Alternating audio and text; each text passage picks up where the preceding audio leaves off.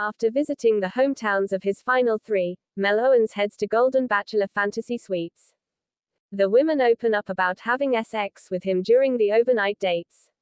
Keep reading for their shockingly candid takes on the topic. Mel Owens had a tough decision to make on the Golden Bachelor this week. He had to send several women home and choose his final three. The three remaining contestants head to hometown dates next week. But one contestant made it an easy decision for Mel by sending herself home. Carol Freeman Branstein left the competition after failing to get a one-on-one date and not feeling a connection. But Mel still had to eliminate two women. He sent Nicole Kate Briscoe and Cheryl Steele home. Peg Munson, Debbie Siebers, and Cindy Angelsick Colors are his final three women going into Hometowns week.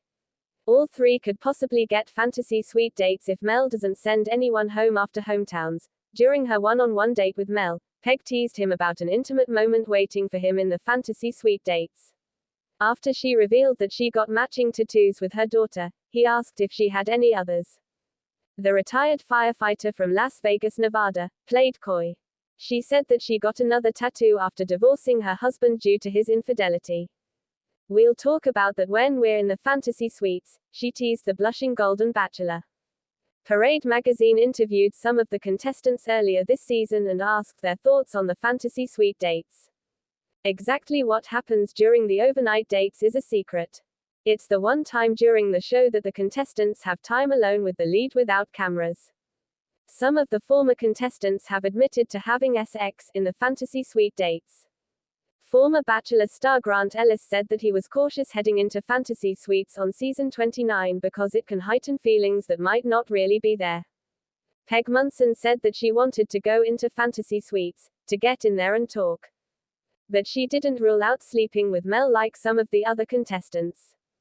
She said, "I will not confirm nor will I deny." Nicole Kate Briscoe said, "Absolutely not."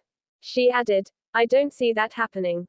If we decide to be monogamous, I only become physically intimate if I'm in a monogamous relationship, and this is clearly anything but."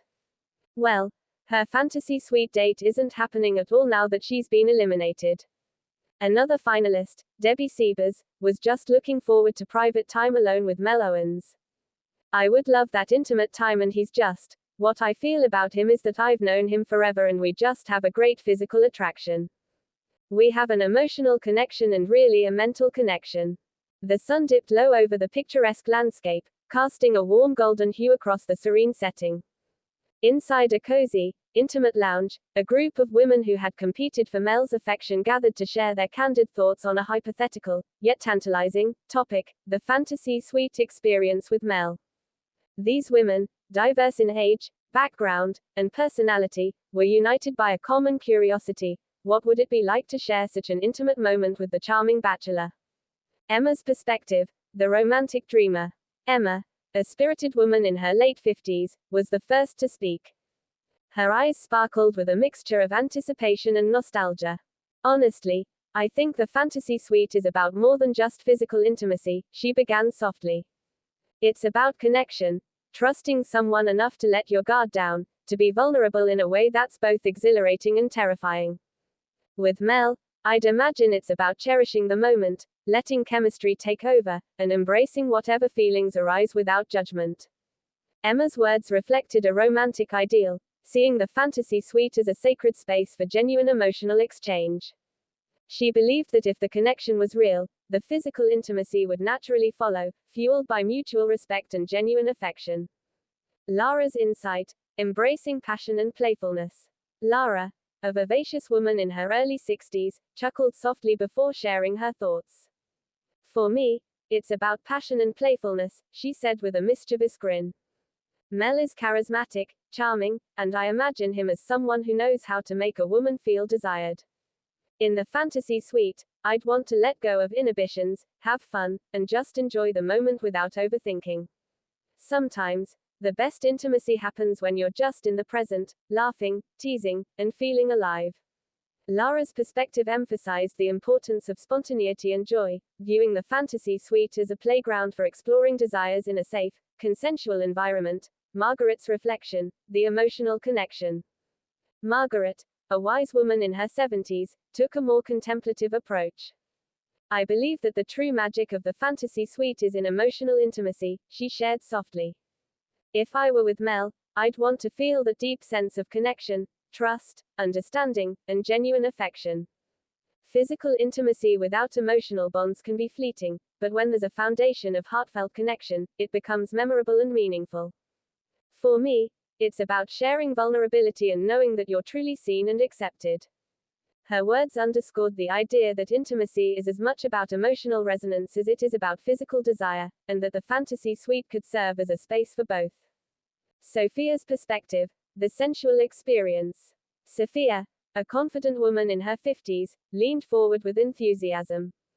I see the fantasy suite as an opportunity to indulge in sensuality, she said. Mel is attractive, and I'd want to explore all the senses, touch, taste, scent, and sound. It's about creating an atmosphere where both of us feel free to express our desires and enjoy the moment fully. Sometimes, letting go of societal expectations allows for pure, uninhibited pleasure. Sophia's approach celebrated the sensual aspect of intimacy, emphasizing the importance of setting a mood that heightens arousal and deepens connection. Helen's caution, respect and boundaries. Helen, a pragmatic woman in her 60s, offered a different perspective. While I think the fantasy suite can be exciting, I believe it's crucial to prioritize respect and consent, she said firmly. For me, it's about ensuring that both parties are comfortable and that boundaries are honored. Mel seems like a respectful man, and I'd hope that any intimacy would be mutual and consensual. The fantasy suite isn't just about physical acts, it's about mutual understanding and caring for each other's feelings. Her words served as a reminder that even in fantasy scenarios, respect and boundaries are paramount, and that genuine intimacy must be rooted in consent. Jessica's view, the power of vulnerability. Jessica, a vibrant woman in her 50s, nodded thoughtfully before speaking. I think the fantasy suite is a place where vulnerability can flourish, she said softly. Sharing a moment like that with Mel would be about trusting him enough to show my authentic self. It's scary but also empowering. When two people can be vulnerable together, it creates a bond that's hard to break. I'd want to feel safe enough to let go and truly connect on a deeper level. Her perspective highlighted vulnerability as a strength and essential ingredient for meaningful intimacy, the collective reflection. As the women continued the discussion, a sense of camaraderie and mutual respect filled the room. Each woman brought her unique perspective, reflecting the diverse ways people experience and value intimacy. Some prioritized emotional connection, others sought playful passion, and some emphasized respect and boundaries. They acknowledged that, regardless of individual preferences, the fantasy suite was a symbolic space, an opportunity to explore desires, deepen connections, or simply enjoy the moment without pressure. It was a reflection of human nature's complex tapestry of love, longing, vulnerability, and pleasure. Closing thoughts. In the end, these women's thoughts underscored that the fantasy suite experience with Mel, or anyone, was deeply personal. It wasn't just about physical acts. It was about trust, connection, vulnerability, and mutual respect.